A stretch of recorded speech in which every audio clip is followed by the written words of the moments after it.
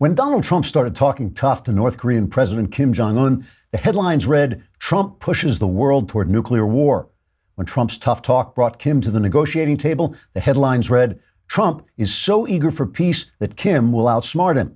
When Trump responded to Kim's shenanigans by canceling the summit, the headlines read, "Trump's summit strategy a failure."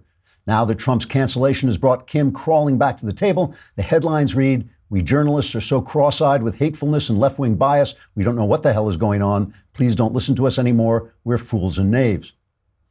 All right, I made that last headline up.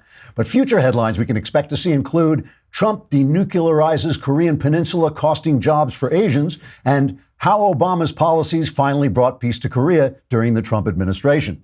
They say that journalism is the first draft of history, but they forgot to add that it's the first draft written by liars and buffoons. Trigger warning, I'm Andrew Klavan, and this is The Andrew Klavan Show. I feel hunky-dunky, life is tickety-boo. Birds are winging, also singing hunky-dunky-doo. Ship-shaped, tipsy-topsy, the world is zippity-zing. It's a wonderful day, hurrah, hooray! It makes me want to sing. Oh, hurrah, hooray! Oh, hooray, hurrah! All right, welcome back from your Klavanless. I never know whether to say Happy Memorial Day because it's kind of a solemn occasion, but at the same time, you're having barbecues and summer begins. Mine was not happy. I actually, usually, my weekend, one of the perks of my job is I don't have Klavanless weekends because I just get to take Klavan home. It's one of the things they let me do here at the Daily Wire. But this was a Klavanless weekend. We're all heading to New York to see Knowles' wedding, which is it's kind of a spectacle. It's like a virgin throwing herself into a volcano. And my wife went a few days early to see our daughter, and so I was there alone. I just started working, and I never got out of the house. I never saw anybody.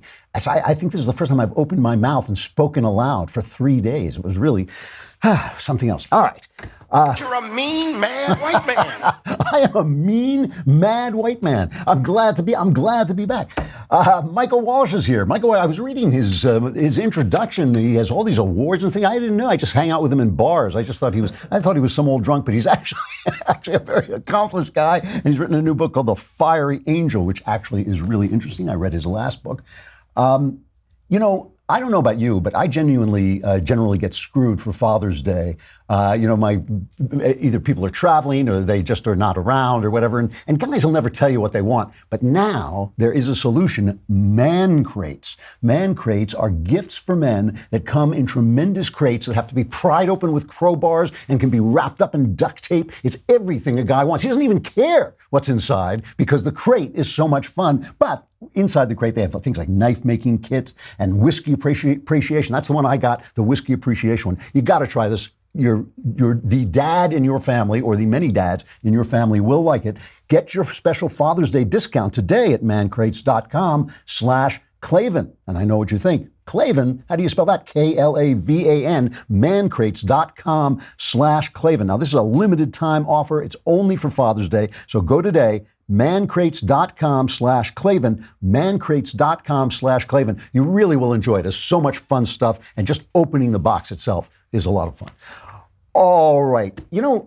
Radicals, it has now become clear, radicals ruin everything. And I have this theory. I can't prove this because, causation is hard to prove. You never know whether it's causation or correlation. I have a theory that radicals actually show up after real change occurs and attach themselves to their change to win heroism without taking any risks. So I'm not talking about activists. They're genuine activists. You get a guy like Martin Luther King's an activist. He brings, he gets rid of the inertia to change. People don't like to change, and he makes sure people see how bad it is for people. And he does marches, and they're peaceful. And the reaction of the police, the brutality that's unleashed on him, awakens the conscience, and people says, hey, we got to stop this. Then you get, good laws, civil rights laws, and then things start to go wrong. Do you know that during the time of Jim Crow, some of the worst bigotry in this country, the Jim Crow South, the fate of black people, the state of black Americans got better Their employment got more employment. Their economy, the difference between blacks and whites narrowed in the economy. Their marriages were holding together and their families were holding together. Crime was descending. There were more of them moving into the middle class. But then the radicals come along. And the radicals just are putting on a show. And they have to keep making things worse. They have to keep pretending things are bad so they can be heroic. Since the Great Society of Lyndon Johnson, all the good trends in the communities of black Americans have reversed. Marriage has fallen apart. Their illegitimacy rate is now worse than it was during slavery days. It's between 60 and 70%.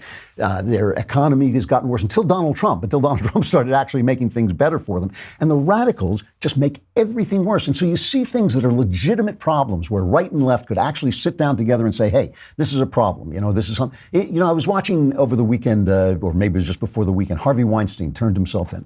And he's accused of rape, among other things. And look, I wasn't there. I can't convict the guy, but everything I know about him is sort of makes me feel like he should be put away. And he was always a bad guy. I know people who worked for him. He was a bad guy. And something like more than 80 women have come out and accused him of everything from groping to actual rape.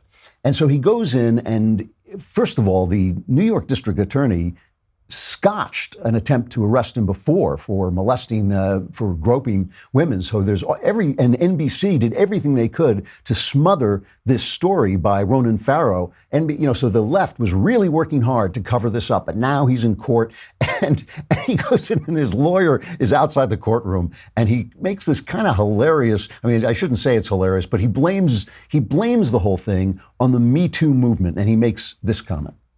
My job is not to defend behavior. My job is to defend something that is criminal behavior.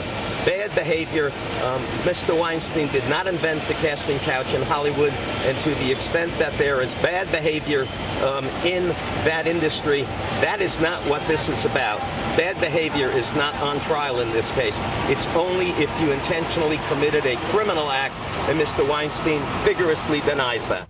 So he's conflating the bad behavior of Hollywood, the casting couch, with rape, right? He's conflating that, hoping that it'll all get kind of meshed together. But the other people who are doing that are the Me Too people. The fact that the radical feminists have taken radicalism, it ruins everything. The fact that the radicals have taken over the Me Too movement and made everything that men do seem toxic and it's all men's fault and men.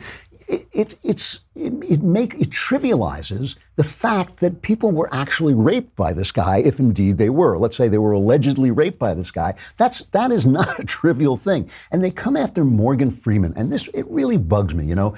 Maybe he did some stuff that was creepy. They had this one thing that they're putting out saying Morgan Freeman makes creepy comments.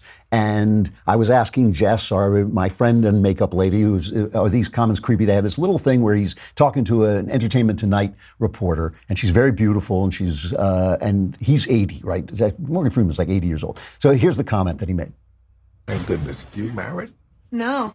Fool around with older guys? Just ask him.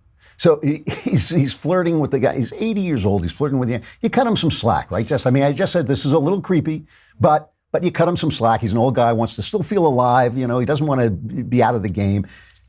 And maybe he did some other things. Some of the other things he did, we got handsy. Obviously I disapprove. I think women should be able to go to work and not feel uncomfortable.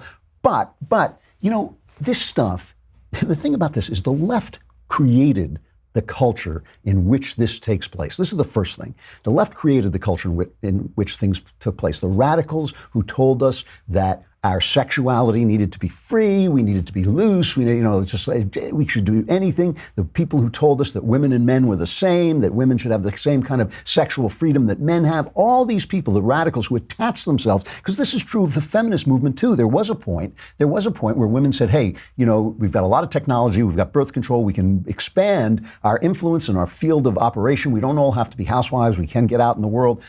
That happened pretty quickly. I was there, and there were some people who griped about it. Sure, they got headlines, but really, it happened pretty quickly that women moved into the workplace, and men were mentors to them, and men helped them out. And any woman who's successful and honest, you ask her, you'll find there are a lot of men who helped them out.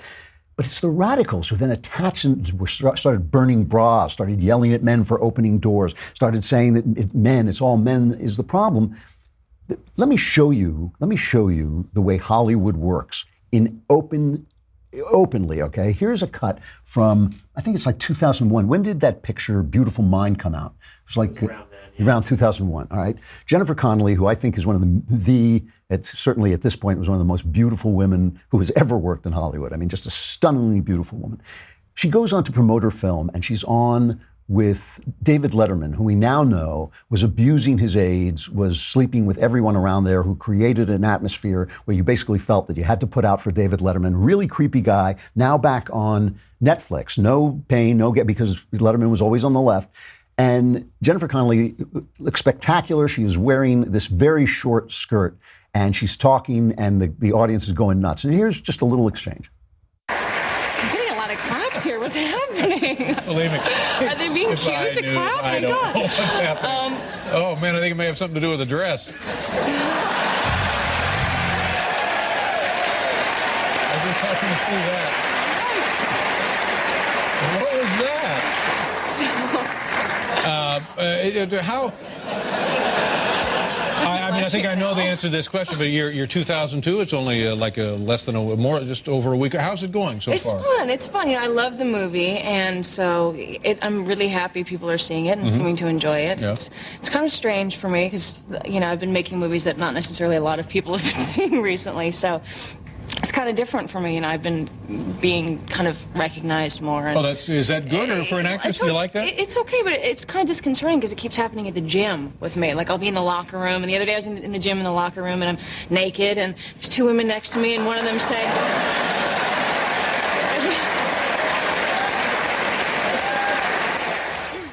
Okay.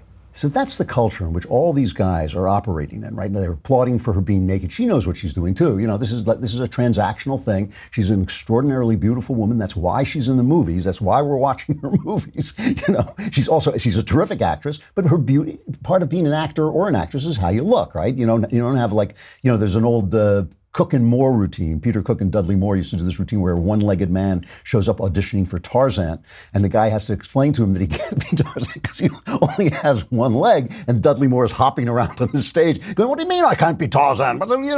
And, you know, part of being an actor, one of your tools as an actor is how you look. You know, a guy like me who writes stories, who writes books, I can write about handsome, daring guys without having to look like a handsome, daring guy. Harrison Ford can't. He has to look that part of a handsome, daring guy. She is, you know, using one of her tools, which is her beauty, to excite the crowd, and the crowd is going back and forth. Meanwhile, we know that Letterman is actually a bad guy and mistreating women. All I'm saying is, in that atmosphere, this atmosphere that left created with their radical attacks on our sexual mores, in that atmosphere, guys like Morgan Freeman are just guys. They're just ordinary people. If we lived in the Victorian age, and we may yet, if we lived in the Victorian age, guys like Morgan Freeman would be a little bit more circumspect. They wouldn't be doing this. But I'm sorry, if you're going to drag that guy in and compare him to Harvey Weinstein, then all you've done, as far as I'm concerned, is trivialize Harvey Weinstein, who actually may have done something really bad. The reason I bring this up is I bring it up for political reasons. Is because I feel that the Democrats are now radicals. They are radicals. They're radically anti-American. They're radically anti-social norms. They're radically anti our military. They're radically anti-everything that we believe in. And even though they have plenty of things that they can pick on Trump about, he's a big mouth, he can be rude, he says things sometimes, he's very, what's the word, imprecise, I guess would be the word to use. He doesn't always hew strictly to the truth. I don't think that's why they attack him so viciously. I think they attack him because he is tapped in to the anti-radical vein of normal American life. He is, I was listening to his very beautiful Memorial Day speech. He sent out a tweet saying, "Isn't it wonderful on Memorial Day that our soldiers, the soldiers can basically say, well, look what we've defended, the economy's doing so well, we're moving toward peace in Korea." And everybody said, well, he made Memorial Day about him, you know. Okay, fair enough. But so did Obama, and they never picked on him. But his speech was quite beautiful. And let's just listen to a little bit. I won't play all of it because I understand these are, sentimental. I don't want to sit here and burst into tears and make a fool of myself. But play cut number 10. They fought and bled and died so that America would forever remain safe and strong and free. Each of the markers on that field, each of the names engraved in stone, teach us what it means to be loyal and faithful and proud and brave and righteous and true. That is why we come to this most sacred place. That is why we guard these grounds with absolute devotion. That is why we always will remember. Because here, on this soil, on these grounds, beneath those fields, lies the true source of American greatness, of American glory, and of American freedom. Really good speech, really well-written speech. Now, I feel that that Trump really does feel this way. He has a visceral love for the country. He has a visceral feeling for the country. I'm not saying he's a great guy. I'm not saying his business dealings were all in a row or whatever. I'm not saying he treated his wife well. Nothing. But I do think he has this visceral love of country. And, you know, you remember the old poem, lives there a man with soul so dead who never to himself has said, this is my own, my native land. You know, there's something that we all feel, this visceral feeling. The left has left that behind. And if you don't believe me, see, they will make this speech on Memorial Day, but that's the rest of the year. All they do is attack this country. Remember when the War on Terror was on? Remember every movie. There was one movie after another. In the Valley of Elah, Lions for Lions. In the Valley of Elah, the guys were going to Iraq, and it was driving them crazy, and they became serial killers. Lions for Lambs, they were foolish people. The military were foolish guys whose patriotism was being abused by evil Republicans played by Tom Cruise. Redaction, military were rapists. They were raping Iraqi women. Rendition, our spies were abducting innocent Muslims and torturing them, sending them off for torture. That was rendition. They made at least a dozen. Green Zone was another, Matt Damon, where we found out that the whole weapons of mass destruction thing was a scam. They did this again and again and again, and then they had the incredible gall to start that thing, we've got your six. You know, if you come home, because they can deal with the military as victims. You come home and you have PTSD, we've got your six. Well, screw you, you know. I mean, when you were making vehicles of propaganda while our guys, of anti-American propaganda while our guys were in the field, and they didn't realize why these movies kept bombing. And when Clint Eastwood made American Sniper and it was this huge hit, suddenly, oh, gee, we didn't realize that people wanted to see war movies where the Americans were the heroes. That really is radical. It is radical not to love your country, even on just a visceral level, just an organic way. And so they keep getting, the same thing is true with immigration. Same thing is true with immigration. Listen to the president making a perfectly rational case about illegal immigration. We all agree on the need to better secure the border and to punish employers who choose to hire illegal immigrants. We are a generous and welcoming people here in the United States, but those who enter the country illegally and those who employ them disrespect the rule of law. And they are showing disregard for those who are following the law. We simply cannot allow people to pour into the United States undetected, undocumented, unchecked, and circumventing the line of people who are waiting patiently, diligently, and lawfully to become immigrants in this country. Okay, not this president, not making it perfectly rational. Senator, the last president, when he was a senator and still trying to be an American and still trying to sound like an American. And now their idea is basically, let everybody in. And that's why they get maneuvered into doing things like supporting MS13. The New York Times is lying about this. They had a fact check. They said, New York Times fact checker Linda Qiu, I don't know how to pronounce it. She put out this thing that says it's false. Democrats have neither cheered Mr. Trump's withdrawal from a summit with the North Korean leader, Kim Jong-un, nor have they ever defended the violent gang MS-13. But they have. We played Nancy Pelosi talking about how wonderful. They had the spark of divinity in them. But over the weekend, or right before the weekend, in my neighborhood, West Hollywood, they gave Stormy Daniels the key to the city. Now, part of this is gay stuff. West Hollywood is just it's like a gay ghetto almost. But this guy, Flecka Talks, he does YouTube stuff. He goes in and he interviews people, and he asks them about their feelings about hearing MS-13 called animals. Did you hear him call MS-13 animals? Yes, I did. What did you think about that? I think he's a pig.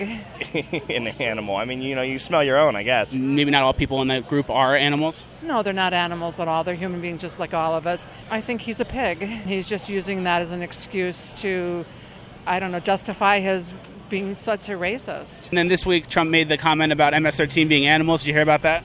I did. What do you think about that? I think he's criticizing his own American people. What can you say about this guy? He's the animal. Would you agree that not all MS-13 members are animals? Absolutely.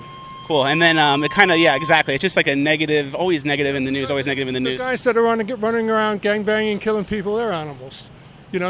But the rest of the gang, it's a big gang,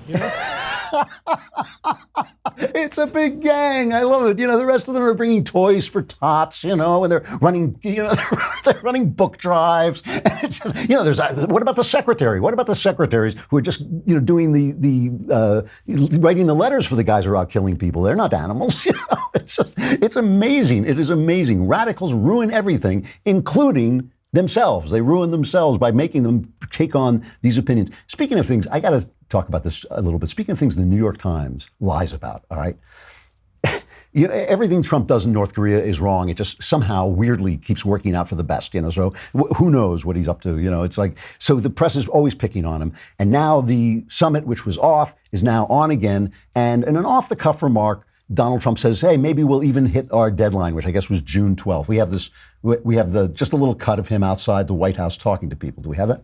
We'll see what happens. It could even be the 12th. We're talking to them now. They very much want to do it. We'd like to do it. We're going to see what happens. We'll see what happens. We may still hit the...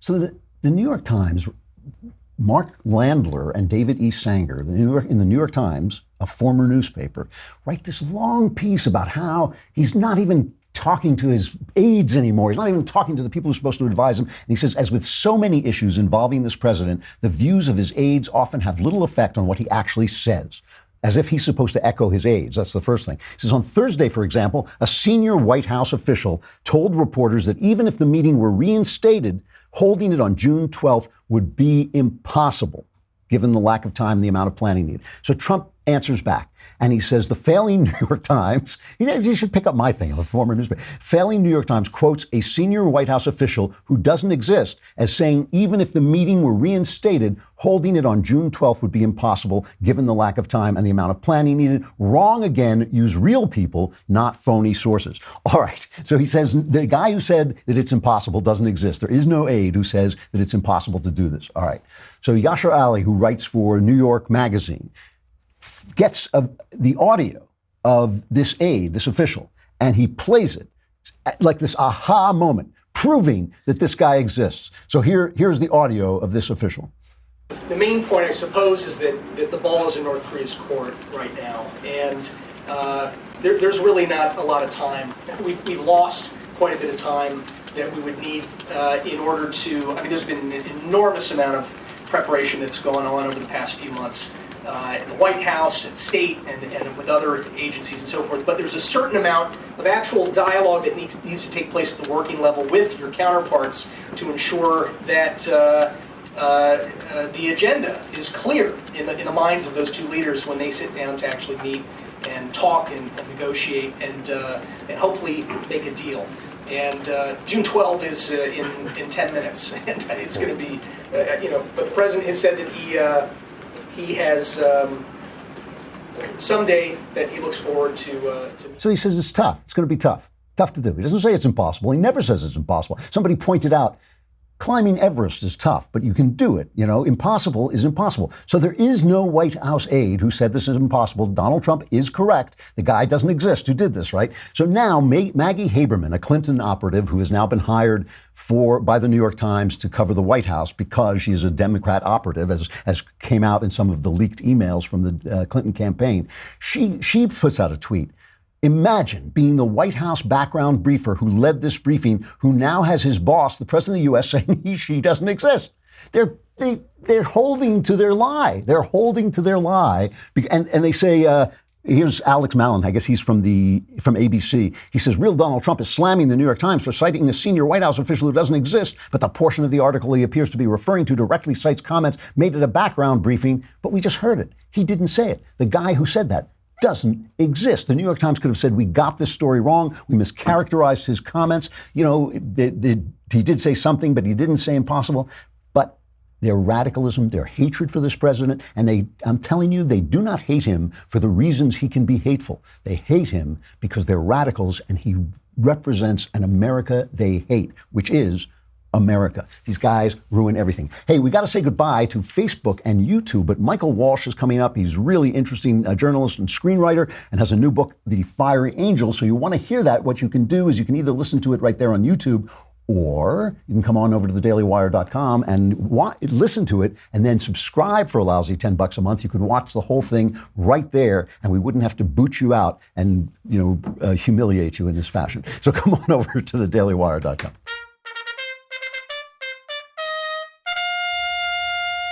All right, who have we got, Mike? We got Michael? Michael Walsh. I know Michael Walsh is a guy who hangs out in bars that I'm sometimes in. I give him a couple of bucks, maybe buy him a drink. But it turns out, who knew that he is an award-winning journalist, screenwriter, and author. In addition to writing a hit Disney movie, he is a former classical news critic and foreign correspondent for Time magazine. He's won the ASCAP Deems Taylor Award for Distinguished Music Criticism and the American Book Awards Prize for Fiction for his gangster novel and All the Saints. And now that I know that he's done all this stuff, I'm never buying him a drink again. His latest book is The Fiery Angel: Art, Culture, Sex, Politics, and the Struggle of the Soul for the West. And it says here on the sheet that it is out today. Is that correct? That is correct, Drew. Yes. Hey, how you doing, buddy? It's good to hear you. Yes, good to hear you, too. Thanks for having me on. It is a pleasure. So we're going to talk about your book, The Fiery Angel, but I want to talk first about some politics, all right?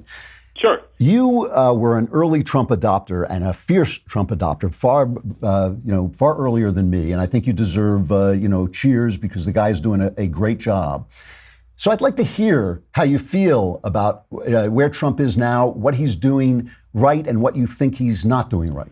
Okay. Well, I was on Fox and Friends actually a week ago to talk about a column I wrote in the New York Post about how if the Trump administration is chaotic, let's have more chaos because obviously it's working. And just a few days ago, I was on Irish radio in my adopted country of Ireland, and they were saying, well, the Korea summit is off, and Trump just walked away from it. And I said, give him 5 minutes, and Korea will be back. And sure enough, it is, because they haven't read The Art of the Deal. They didn't live in New York. I lived in New York all during the sort of first Trump era in the 80s, so I got plenty of exposure to him. And what he's doing is no different from what he's always done. He plays the media like a fiddle, and he puts his last, best, and final offer on the table first. And then if you don't like it, he walks away. And then you chase him down the hall like Madeleine Albright chasing after Kim's father in North Korea. I mean, it's a funny spectacle, but it seems to be working fine. And I would, other than the fact that he churns a lot, which the media thinks is terrible, but I think is fine, I don't have any even grounds for criticism for what he's doing. You may not like him as a person, and who does, but you got to like him as a president. That's the point. That is the way I feel right now. The press, as far as I can see, is utterly disgracing itself. I mean, in ways that are kind of beyond. It disgraced itself. The press disgraced itself during the Obama years by not covering the things that Obama was doing, the IRS scandal, the Fast and Furious scandal, all the stuff that he was doing that was really bad. They just kind of turned a blind eye. But this, you mean like Benghazi? Yeah, I think there was a little Benghazi thing a little too Benghazi there. Going on. A lot of and I heard they've been spying on the Trump campaign, but we're not allowed to call him a spy. But do you see any chance? I mean, is it too naive? It probably is, but is it too naive to think that there's some chance that these guys are going to look in the mirror and say maybe we should clean up our act a little bit? We're not as bad as Trump says, but no, it's not going to. No, I've been in this business since 1972, and I know a lot of the guys at the top of the media food chain. They're all superannuating baby boomers like myself. So we all started at the same time. We cut our teeth watching the Watergate coverage in 72, 73, 74, as that was all developing. And they will never go back on their core principles, which is to despise conservatism, America as founded, and Trump as the embodiment of that. They just won't do it. They'll go down with the ship. They'll go down. So, last question about this, and then we'll get to your book, The Fiery Angel. But do you see any, when you talk about the fact that you don't like Trump, and you know, Trump is he's a hard guy to like. I mean, I wouldn't leave him alone in a room with my daughter. He's, you know, he is a strange guy. Do you see any disadvantage of that? Well, this is the thing we hear from the never Trumpers and the former never Trumpers, that we are making excuses for behavior so that and we won't be able to criticize the left for this behavior anymore. Oh, that's the stupidest argument of all time. I mean, honest to God, grow up, people. And I'm talking to Ben Shapiro and Eric Erickson and David French and whoever else has been peddling this since the day Trump got elected. This isn't a morality contest. We are not electing the Pope. We are not electing the Pope. We just elected the Roman Emperor to sort things out. These people have got to get over themselves. I frankly find that argument incredibly offensive and very juvenile. Wow. Okay. All right. And we're not allowed to criticize. I do. I'm sorry. But you know how I feel about this, Drew. I know. We're not allowed to criticize Ben Shapiro. He's paying for the phone line. So we no. And I actually love Ben, so I will object. But here, let's talk about The Fiery Angel. I read your last book, and I've only started this one, and you are launching a deep defense of Western culture per se. Is that fair to say? Yes, that's absolutely true. It's a crusade, and I decided to use the word crusade. I am a proud, if honorary, graduate of St. Louis High School in Honolulu, Hawaii, class of '67, and we are and remain the Crusaders. So crusade is good enough for me. So give me a sense, give me the short version of what it is about Western culture that you find unique. Well, let me put it this way, Drew. I grew up in a military family. I moved every 2 or 3 years.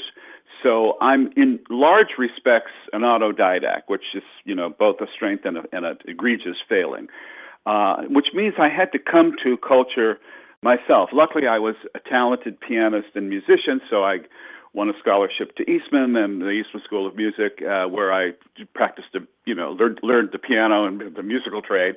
But I had to come to culture on my own. And to see it now being stripped away from us after working all my life to master it insofar as I have, I take that personally too. So this crusade is partly a rebellion against the trashing of everything that people of our generation, and I know you're 30, 40 years younger than me, but I just use that to make you feel like you're part of this conversation. Thanks. That we grew up believing to be true. And furthermore, it is true. Furthermore, the Western civilization is the best thing that ever happened to planet Earth. And to see it now denigrated and demeaned and called racist and all these Marxist isms is just intolerable. So I wrote Devil's Pleasure Palace in 2015. It turned out to be a surprise hit.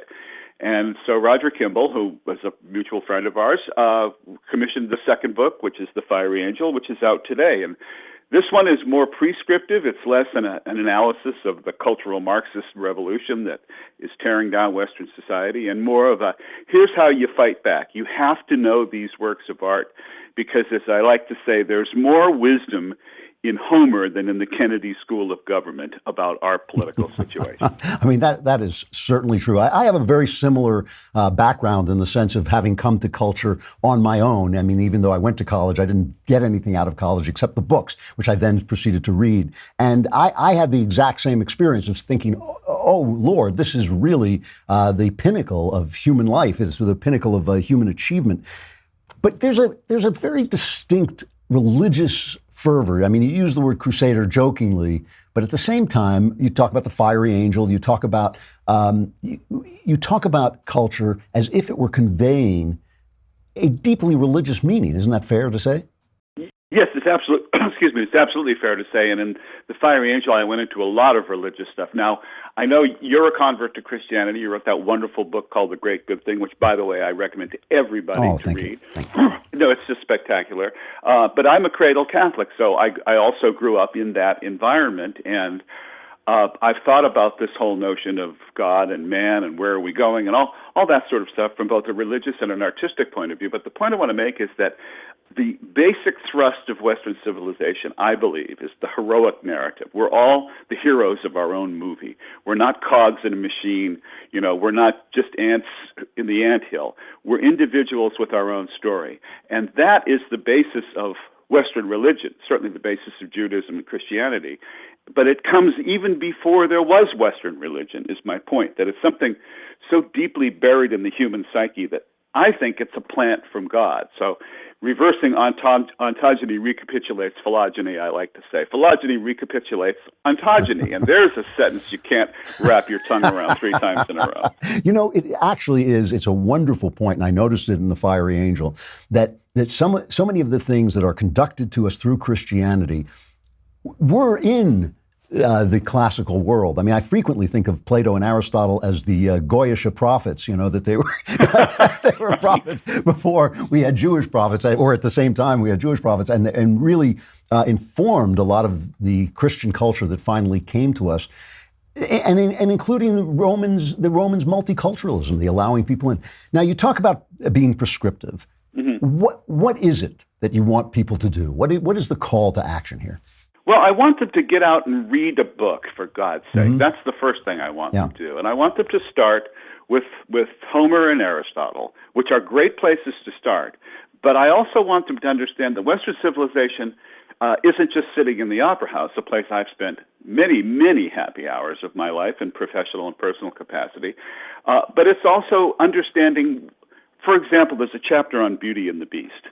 And we all know the fairy tale, and some of us read it in the Andrew Lang Blue Fairy book, and many of us saw the Disney version of it. But it has so much deeper resonance than just the cartoon or just what we think we know about it.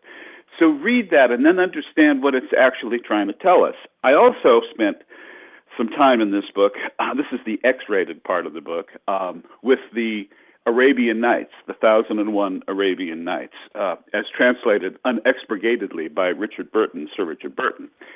And you will be stunned. Have you ever tried this? Pick up the Arabian Nights at random, and you will find pornography on every page.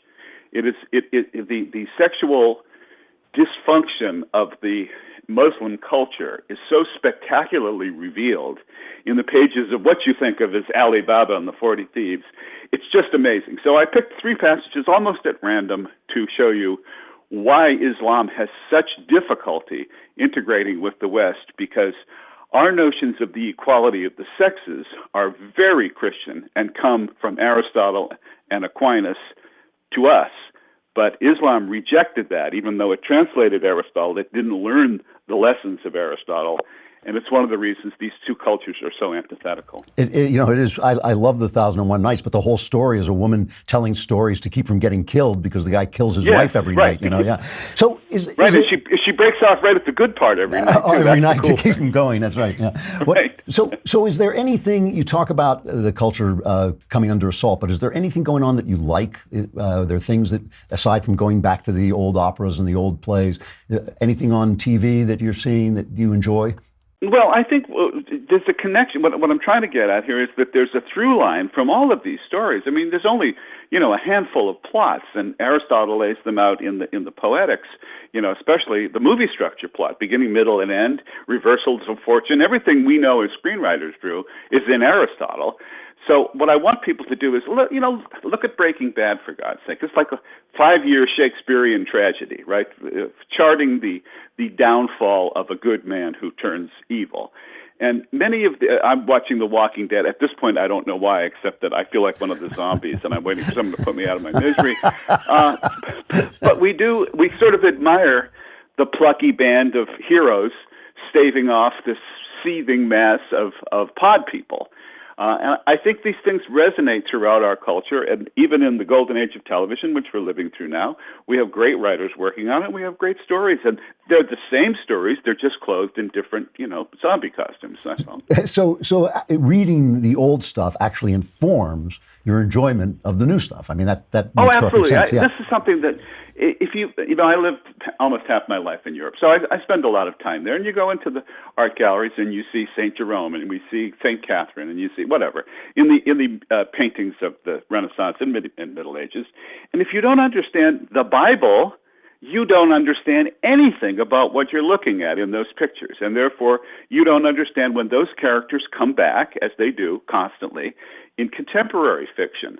These are archetypes, and we now have been cut off from our culture, deliberately, I would argue, and do argue, so to make us culturally illiterate in our own world, and then we can be taught to hate it. And that's what's going on right now.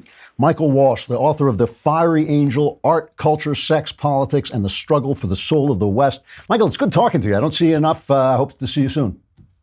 Oh, I'll be back in L.A. sooner than you think. The drinks are on you. Thanks so a lot. I'm looking forward to that drink, by the way. All right, we'll do it. Thanks. Okay, anytime. All right. It is nice to talk to him. I used to bump into him all the time, and now I don't see him that much. Sexual follies.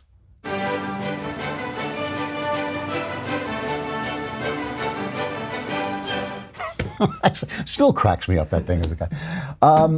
Sexual. Now, I want to be careful about this. This was in the New Yorker, and it's called 7 Signs That Your Man's Masculinity is Non-Toxic. And it is written by Karen Shee and Jason Adam Katzenstein, and it's comedy. They mean it to be funny. And I didn't think it was that funny, but but the thing about it is I want to read it because it doesn't sound like a lot of people mistook it and they thought it was really the New Yorker telling you how to make sure your man's masculinity is non-toxic. They didn't see it as satire. And I just find this really fascinating. So just listen to it. It says, 1, he carries a tote bag that's at once pro-environment, pro-feminism, and pro-reading. 2, when he goes into a sports bar to use the bathroom, he buys a glass of white wine to be polite. 3, he openly cries during Pixar movies, even the parts that aren't sad, just beautiful. That one's pretty funny. 4, he opens doors for women at work, but they're metaphorical doors, like the ones that lead to promotions. 5, he laughs calmly when called a cuck. He laughs loudly when women are funny. He does not laugh when men are not. 6, he makes references to Kurt Vonnegut because he's genuinely interested to hear other people's opinions of Vonnegut's work. He never makes references to David Foster Wallace. And 7, he strictly follows all traffic laws when he plays Grand Theft Auto. His Sims world is a matriarchy. He does not have a Twitter account. What struck me about this, though, is first that it's so easy. It's so easy to look at it and think it's serious. I mean, when I first looked at it, I thought, I'm going to really go off on this to bring this in. And then I thought, well, it's got to be a joke. It's got to be. But it's so easy because it really does sound like feminism. It really does sound like feminism. You know, I've got a PragerU video coming out. I've already recorded it. They haven't finished it yet. PragerU video coming out about why I oppose feminism. And it is because it mistakenly sees Western masculinity as inherently toxic. And the thing that, if this had been real, that, he carries a tote bag that is once pro-environment, pro-feminism, pro-reading, I thought, you better check his phone because he's probably dating another guy. I think that's a problem. But then I thought, all right, it's a joke. But then I thought, well, what is the joke? Why is it funny? Who is it making fun of? I mean, it really is, in some sense, making fun of the feminists who do this. They really do this. I'm not even sure the New Yorker understood what the joke was, because when you read this, you immediately say, why are we laughing? Why am I laughing when I'm saying, he openly cries during Pixar movies, even the parts that aren't sad, just beautiful, because that's something that, in other words, they're saying in order for your man to be non-toxic, he would have to be a woman. Isn't that basically what they're saying? And it's only funny, the only reason it's funny is because the feminists are really saying this. The feminists are really saying it. And it goes back to what I was saying about Morgan Freeman. I don't mean to just defend Morgan Freeman. I don't know what he's like I've never been around the guy. I don't know what he's like. But he is a terrific actor. He's been a wonderful presence. He's been a contributor to our culture. And I think when you pick on guys for just being guys, and there is this kind of edge to being a guy, just living as a guy, I think that you are doing serious damage to a world that has been essentially wonderful for women, really, the Western civilization. Hey, it just occurred to me, because we've had this holiday, I forgot to promote the mailbag. So I've got it's tomorrow. that means that your problems could be over tomorrow. I mean, all the things that are troubling you could be over tomorrow. So listen, you've got to get your stuff in. Here is how you do it. You go onto the dailywire.com, you hit the podcast button, you hit the Andrew Klavan podcast, and there's a little mailbag symbol in there, and you press it and can ask me anything you want. Ask me about your personal life, ask me about your political views, ask me about religious stuff. All my answers, I mean, this is a good deal, right? You have to be a subscriber. So you have to be a subscriber. You've got to pay the lousy $10 a month. But listen to this deal. All my answers are guaranteed correct. They are guaranteed 100% correct and will change your life on occasion for the better. So do not miss out on the mailbag. That's tomorrow. I will be here, and then I'm off to New York to watch this poor girl marry Michael Knowles. I know. It's sad, but life is not always happy. You know, what can I tell you? I'm Andrew Klavan. This is The Andrew Klavan Show.